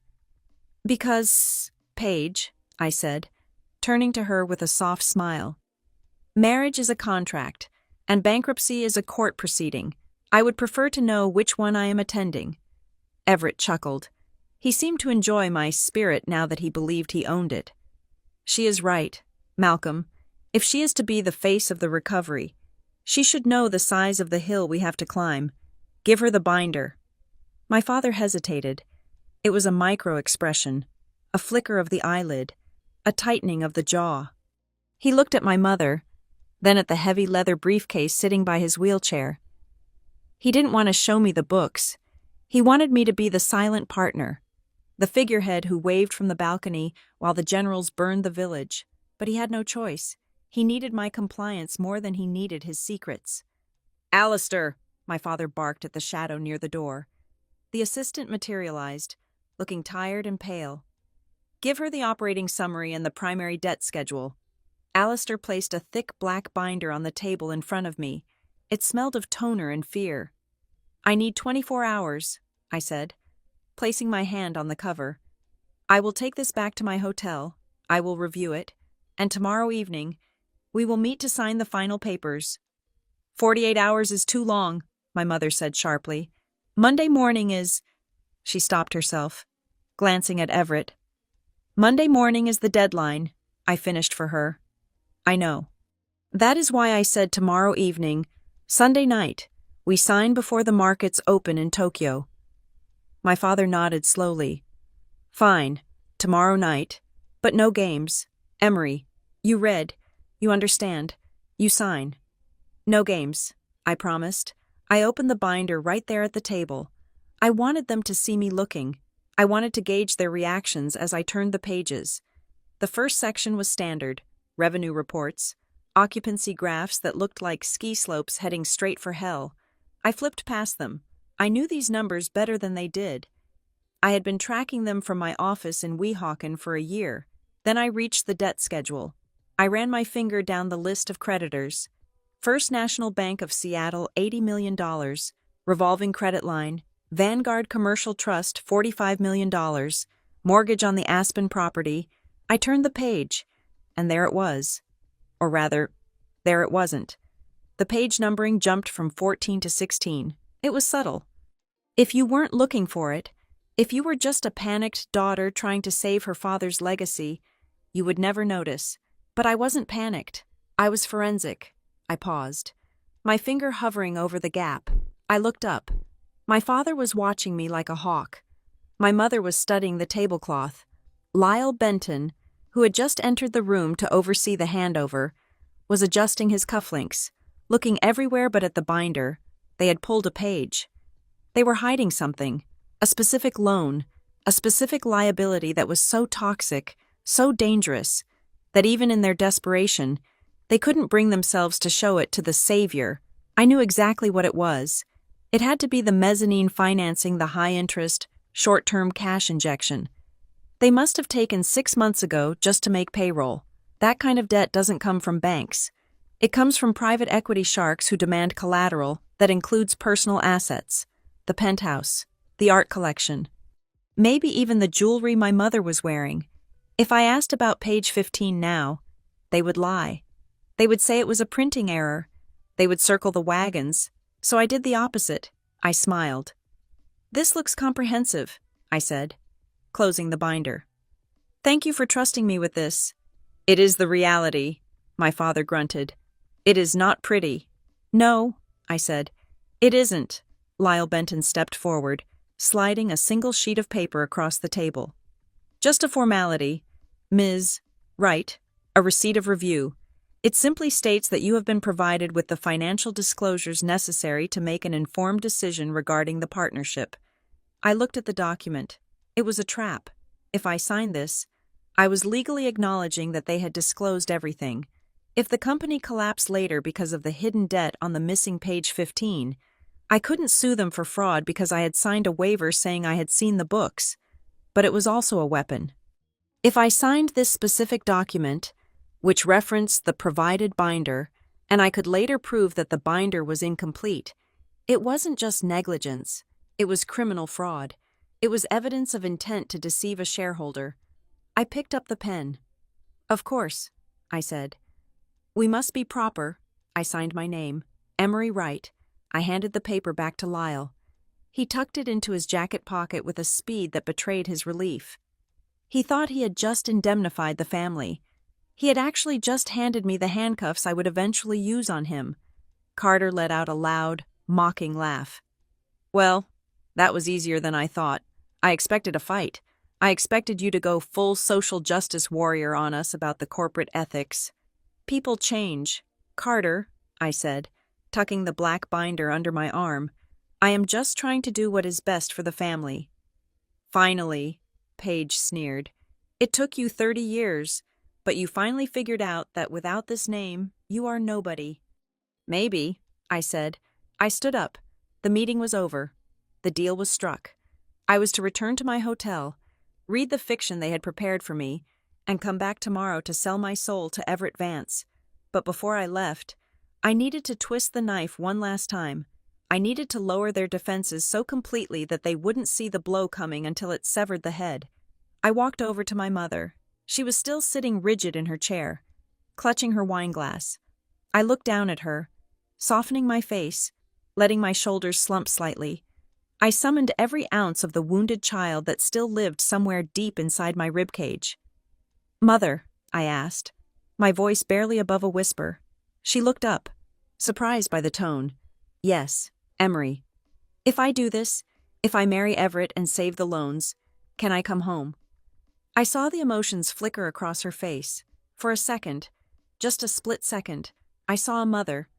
I saw the woman who used to read me bedtime stories before the money consumed her. I saw a flash of guilt, of sorrow. But then, the conditioning kicked in.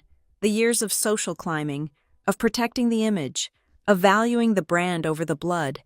The softness hardened into steel. She reached out and patted my hand. It wasn't affectionate. It was patronizing. "If you know your place, Emery," she said coolly, "if you stop this rebellion and act like a Whitlock, then yes, we will find a room for you." If you know your place, that was it, the final confirmation. There was no love left in this room. There was only leverage. "Thank you, Mother," I said. "I will try to be worthy." I turned and walked out of the Olympic room. I passed Everett, who winked at me a disgusting, proprietary gesture. I passed my father, who was already pouring another drink. I walked into the hallway, the heavy doors sealing shut behind me. I didn't exhale. I didn't cry. I felt lighter than I had in 10 years. The burden of hoping they would change was gone. Now, there was only the mechanics of the dismantling. I walked to the elevator. Elias was waiting. He didn't say a word, just pressed the button for the lobby. As the doors closed, my phone vibrated in my clutch. I pulled it out. It was a secure message from Julian. Subject: the missing piece. "We found it. The mezzanine lender for the tranche you suspected. It wasn't a bank. It was a private credit fund out of Hong Kong. High risk. Predatory terms. They sold the paper this morning. We bought it. Settlement just cleared. Slate Finch now owns the debt they are hiding in that binder. Face value $40 million. Callable on demand due to covenant breach." I stared at the screen. The elevator descended smoothly, carrying me down from the high tower of lies to the street level of reality. I had the binder with the missing page. And I had the digital certificate of ownership for the missing debt. I had them. I didn't just have a seat at the table. I owned the table, the chairs, and the ground beneath the building. I typed a reply to Julian: "Prepare the final execution documents. Bring the full legal team to Seattle tomorrow. We are not just signing a marriage contract. I stepped out of the elevator and walked through the empty, failing lobby of the Whitlock flagship. The doorman was missing. The rain had started again. I looked back at the building, towering into the dark sky. Up there, on the 20th floor, they were probably toasting to their cleverness. They were celebrating the entrapment of the foolish daughter. I looked at the camera lens of my phone, as if addressing an audience of millions. They told me to come back tomorrow to sign my life away, I whispered to the rain. A dark, cold smile spread across my face. So, tomorrow night we sign. The rain had stopped, leaving the Seattle skyline scrubbed clean and sharp against the black velvet of the night. Inside the Olympic room, however, the air was thick with a different kind of pressure. It was the heavy, suffocating atmosphere of a closing deal where one side thinks they have won before the ink is even wet. I walked into the room at exactly 7 o'clock. The staging was identical to the night before, but the energy had shifted. Yesterday, they were anxious. Today, they were triumphant. My father sat a little straighter in his wheelchair, the color returning to his gray cheeks. My mother wore a dress of deep emerald green, the color of money, or perhaps envy, and she had touched up her lipstick.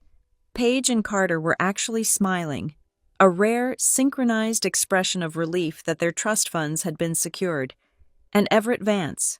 He stood by the window, swirling a glass of scotch, looking like the master of the universe.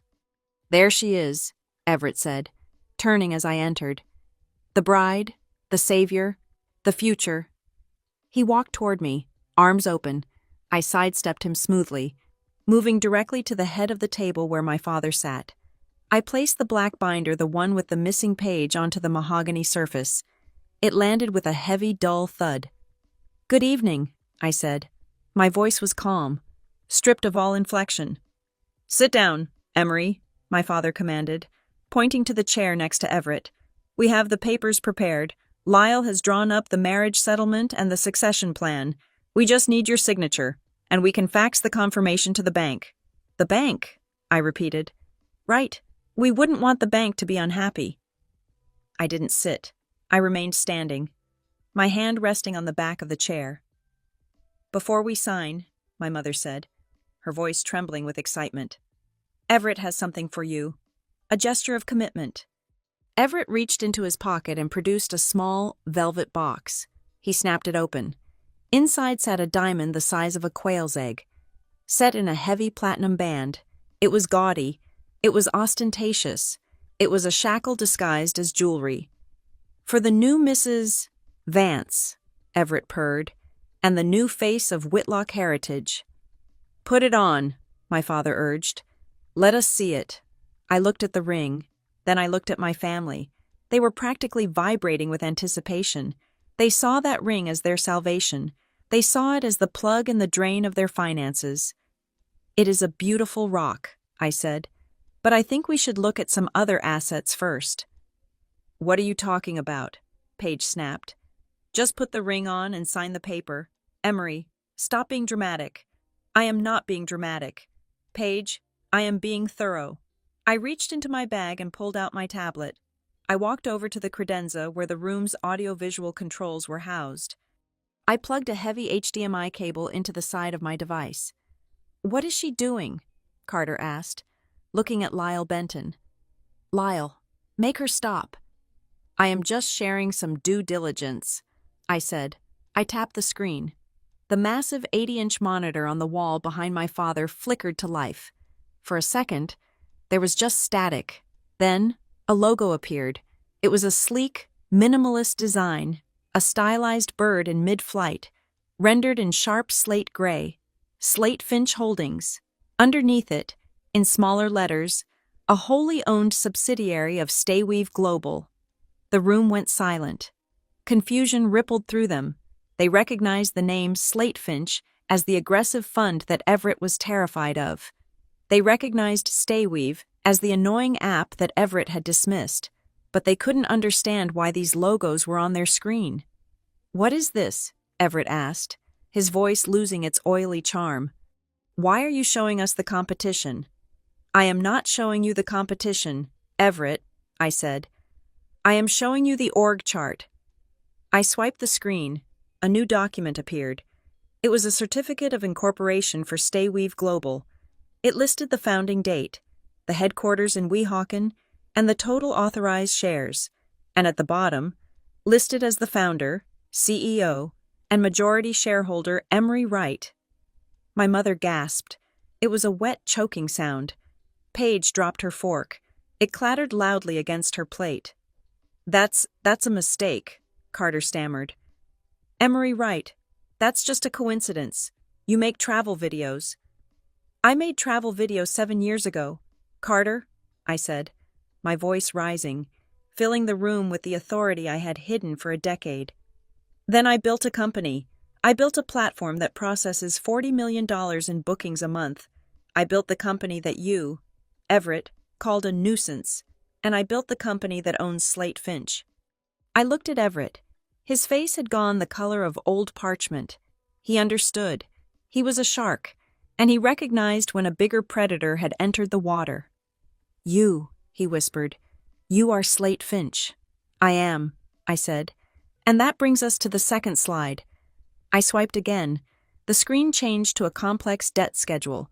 It was a digital version of the binder, but this one was complete.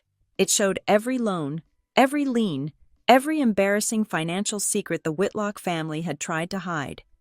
You see, I said, walking slowly around the table. When you told me that a secret fund was buying up your debt, you were right. I was buying it. For 6 months. Every time a vendor went unpaid, I bought the invoice. Every time you missed a mortgage payment, I bought the note. I stopped behind my father's wheelchair. I could smell his fear. It smelled like sweat and Old Spice. And that missing page, I pointed to the binder I had thrown on the table. The mezzanine loan you tried to hide from Everett. The $40 million you borrowed from the predatory lenders in Hong Kong. I tapped the tablet one last time. A digital copy of a wire transfer appeared. Status completed. Beneficiary Slate Finch Holdings. I bought that yesterday morning, I said. I own it. I own the mortgage on the penthouse. I own the lien on the flagship. I own the paper on the Aspen Resort. I own the chair you are sitting in. Father. No, my father wheezed, gripping the arms of his wheelchair. This is not possible. You are a failure. You are nothing. I am the senior creditor, I corrected him coldly.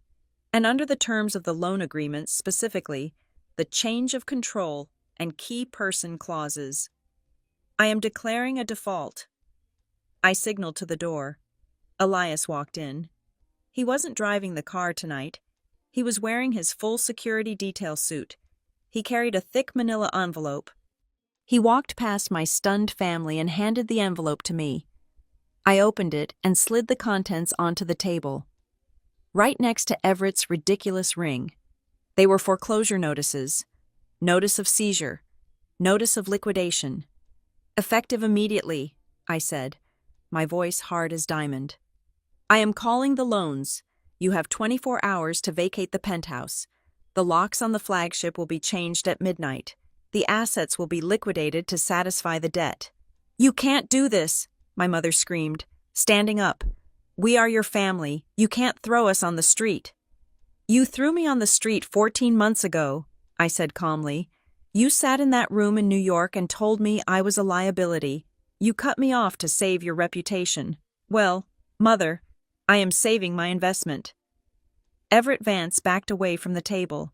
He looked at the paperwork, then at me. He realized the game was over. He realized that if he stayed, he would be swept up in the wreckage. I have to go, Everett stammered. He grabbed his ring box. This is a family matter. Run along, Everett, I said without looking at him, and tell your bank friends that Stayweave says hello. He fled. The door clicked shut, leaving only the Whitlocks and their executioner. Emery, my father said, his voice breaking. He sounded old, defeated. Please, there must be another way. We can work together. Work together. I laughed. It was a sharp, humorless sound. You wanted me to be useful, didn't you, Father? You wanted me to have a purpose. I reached into the envelope again and pulled out a final document. It was a single sheet of paper, stapled to a contract. "There is one way," I said. I slid the contract toward my father.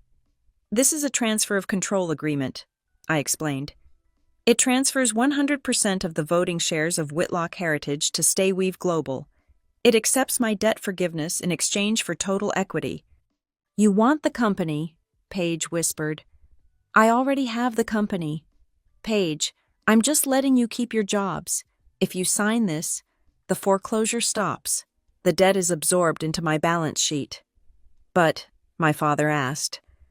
"But," I continued, "Malcolm, you resign immediately. You retire to the Florida house which I will allow you to live in, rent-free, as long as you never speak to the press again. Paige, you are demoted to regional manager. You report to my VP of operations. No more firing staff. No more budget cuts. You do what you are told. Carter, you go to rehab, and then you start in the mailroom." "The mailroom," Carter choked out. "It's an entry-level position," I said, "with opportunities for growth, if you work hard." "And if we don't sign?" my mother asked, tears streaming down her face, real tears this time. "Then I liquidate everything tomorrow morning," I said. "The name Whitlock is scrubbed from the buildings. You leave with nothing but the clothes on your backs, and the history books will remember you not as a dynasty, but as the people who drove a legacy into the ground." I took a pen from my bag. It was a cheap, plastic ballpoint pen, not a Mont Blanc. I clicked it. The sound echoed in the silence. "Decide," I said. My father looked at the foreclosure notice. Then he looked at me. For the first time in his life, he didn't see a disappointment. He saw a conqueror. He saw the ruthlessness he had always prized, reflected back at him with 10 times the intensity. He took the cheap pen. His hand shook, but he signed. He slid the paper to my mother. She sobbed, but she signed. Paige signed with a glare of pure hatred. Carter signed with his head in his hands. It was done. I took the contract. I checked the signatures. I placed it calmly into my bag. "Elias," I said, "secure the building. Tell the transition team they can enter at 0800 hours. "Yes, Ms. Wright," Elias said. I turned to leave. I didn't say goodbye. I didn't offer a hug. I walked to the door, my heels clicking on the floor, the sound of authority, of ownership. "Emery," my father called out, his voice weak. We did the intervention because we thought." I stopped. I didn't turn around. "I know what you thought," I said. I looked at my reflection in the glass of the door. I saw the woman who had built an empire from the ashes of their rejection. "The day you staged that intervention to disown me," I said, my voice low and final. "You thought you had erased me from the family. You thought you were cutting off a limb to save the body, but you made a mistake." I opened the door, letting the cool air of the hallway rush in. "You didn't erase me. You just erased the last reason I had to pity you." Thank you so much for listening to this story. I would love to know where you are tuning in from. Are you listening on your commute, at the gym, or relaxing at home? Please let me know in the comments below. And don't forget to subscribe to the Maya Revenge Stories channel, like this video, and hit the hype button to help this story reach even more people.